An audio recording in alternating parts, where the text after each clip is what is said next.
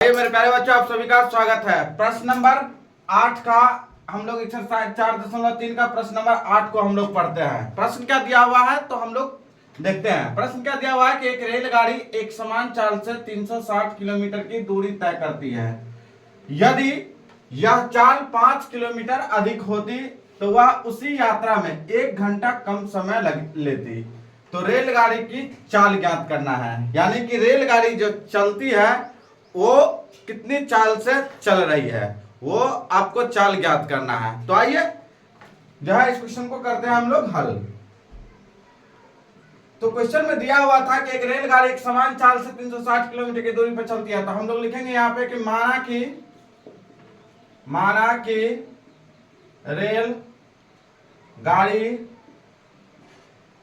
रेलगाड़ी का सामान्य चाल या समान चाल बराबर x किलोमीटर प्रति घंटा हो गया। ठीक है। उसके बाद कहता है कि यदि यह चाल 5 किलोमीटर अधिक होती तो यानी कि नया चाल हो गया, तो रेलगाड़ी की नई चाल, तो रेलगाड़ी का नई चाल क्या होगा, x प्लस 5 किलोमीटर प्रति घंटा होता। ठीक है।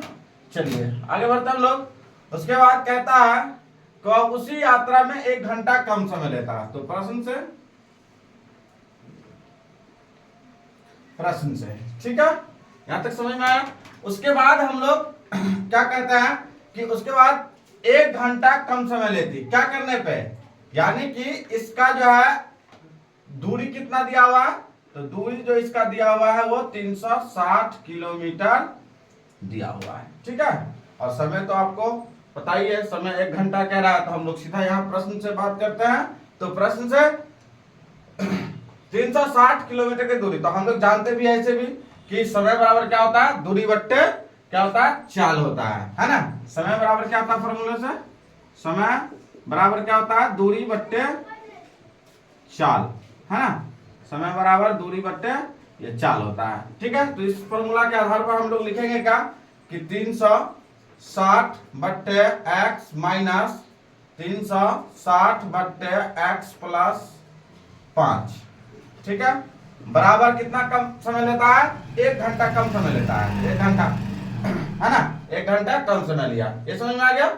हाँ चलिए आगे बढ़ते हम लोग। इस दोनों का हम लोग एलसीएम करेंगे। तो x इंटू एक्स प्लस 5 जो है एलसीएम होगा, x कैंसिल, तो यहां हो गया 360 x प्लस 5 घटे, है ना। उसके बाद देखो x प्लस 5 से x प्लस 5 कैंसिल हो गया, क्या बचेगा मेरे पास, x बचेगा। तो x इंटू 360, है ना, बराबर 1। उसके बाद देखो 360 को x से गुना करेंगे तो कितना आ जाएगा, 360 x प्लस, उसके बाद कितना होगा, 36 पंचे 6 पंचे 30 के 0 हासिल है, 5 x 6 पंचे 30 के 0 हासिल 3, 5 दिया 15 3 18, यानी 1800 माइनस 360 x बट्टे में x स्क्वायर, x को x गुना किया x स्क्वायर प्लस 5x बराबर 1। ठीक है। 360 से 360 इधर कैंसिल हो गया, क्या बचेगा, तो x स्क्वायर प्लस 5x बराबर, इधर कुछ नहीं है तो 1 है ना, कोना कने हम लोग गुना कर लिए, तो 1800 इधर आ गया। चलिए x square plus 5x minus 1800 इधर कर लिया बराबर 0, है ना। 1800 का अब हम लोग गुणनखंड करते हैं, तो 1800 का हम लोग गुणनखंड कर लेते हैं, तो 1800, ठीक है। 1800 का गुणनखंड अगर हम लोग करेंगे तो कितना आएगा, 2 से 900, ये 2 से देंगे 450, फिर 2 से देंगे 225, फिर 3 से देंगे 321, 3 पंचे 15, उसके बाद 3 से देंगे 25 दिया 75, उसके बाद 5 से दे देंगे 5 से 25, है ना। उसके बाद करना क्या है, इसमें जो है आपको 5 तिया 15, 15 तिया 45 रखना है। उसके बाद 5 10 गुना 20 गुना 40, 45 और 40 करेंगे तो यहाँ आ जाता है। तो जो है एक्स स्क्वायर, क्योंकि हम लोग जो है 45 प्लस में है तो और 40 एक्स है ना, इसको जोड़ गुना करेंगे 5 गुना 10 गुना 20 गुना 40 आता है ना 40, और 5 तिया 15 तिया 45, तो 45 में से 40 घटा देंगे तो 5x है ना। तो इसको हम लोग लिख सकते हैं 5x को क्या 40x माइनस में 40x प्लस 45x है ना माइनस 1800 बराबर 0। ठीक है, उसके बाद इसको हम लोग कॉमन लेंगे तो x कॉमन हुआ, इसमें दोनों में फैक्टर क्या है x फैक्टर है, यानी कि दोनों में कॉमन फैक्टर हम लोग x को ही बोलते हैं, तो जो दोनों में सेम मिल जाए। ठीक है, तो दोनों में सेम क्या है x है, तो x हम लोग बाहर किए तो x माइनस इधर हो गया 40 और इधर प्लस में 45 कॉमन लिया क्योंकि दोनों में कॉमन 45 ही आएगा, तो x इधर बचेगा और इधर जो है माइनस में 45 को हम सब 40 से गुना करते हैं है ना।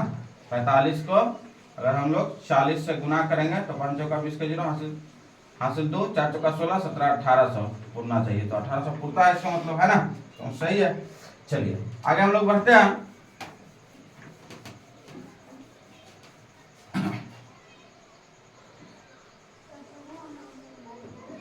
आगे हम लोग क्या लिखेंगे, इसको दोनों साइड जो है ये सेम आ गया आपका, और इस दोनों के बदला में हम लोग एक लिखेंगे और इस दोनों को हम लोग एक बार लिखेंगे, तो इसको लिखेंगे क्या, या एक बार लिखेंगे x प्लस 40 और एक बार लिखेंगे x माइनस 40 है सॉरी, और x प्लस 45, तो x प्लस 45, इसको दो पार्ट में हम लोग 5 दे देंगे है ना। x माइनस 40 बराबर 0, इधर भी करते हैं x प्लस 45 बराबर 0, इसीलिए x बराबर 40 है ना, इसीलिए x बराबर माइनस 45 लिखेंगे यार, यह ऋणात्मक मान लागू नहीं होगा। आप लोगों को पता है ना कि रेलगाड़ी कभी भी चलेगी तो वो क्या चलेगा, पॉजिटिव की ओर चलेगा है ना, मतलब कि कभी भी जहां भी चले तो वो धन आवेश की ओर मतलब गतिमान होता है ना। तो हम लोग वैसे भी और इस गुणनखंड के आधार पर हम लोग जो है ऋणात्मक मान को लागू नहीं करते हैं है ना, तो ऋणात्मक मान तो लागू ऐसे भी नहीं है, तो हमारा आंसर क्या हो गया 40 है ना। तो हम लोग लिखेंगे अतः रेल गाड़ी का समान चाल बराबर 40 किलोमीटर प्रति घंटे, 40 किलोमीटर, तो हम लोग यहाँ लिख लेते हैं समान चाल जो है, समान चाल 40 किलोमीटर प्रति घंटे के हिसाब से चल रही है। ठीक है, और रेलगाड़ी का अगर नया चाल के हिसाब से कहोगे तो कितना आ जाएगा x प्लस 5 है ना, यानी कि 40 और 5 45। हमें तो सिर्फ कह रहा था ये कि आप रेलगाड़ी की चाल ज्ञात करना है ना, तो रेलगाड़ी की चाल और नई चाल अगर आप ज्ञात करना है तो रेलगाड़ी की नई चाल बराबर x प्लस 5 है, तो 40 प्लस 5 बराबर 45। ये हमारा इस क्वेश्चन 45 किलोमीटर 45 किलोमीटर प्रति और यानी कि घंटा। ठीक है, ये क्वेश्चन, इस क्वेश्चन का आंसर हमारा ये रहा। तो फ्रेंड्स आप लोग जो है अगर अभी तक हमारे चैनल पर नए हैं तो चैनल को जरूर सब्सक्राइब कर दीजिए, फेसबुक पर देख रहे हैं तो फॉलो जरूर करिए, अपने दोस्तों के पास शेयर कीजिए। हमारे चैनल से महत्वपूर्ण प्रश्न जो आते हैं वो आपको जल्द ही आपको नोटिफिकेशन मिल सके है ना। थैंक यू, जय हिंद, जय भारत।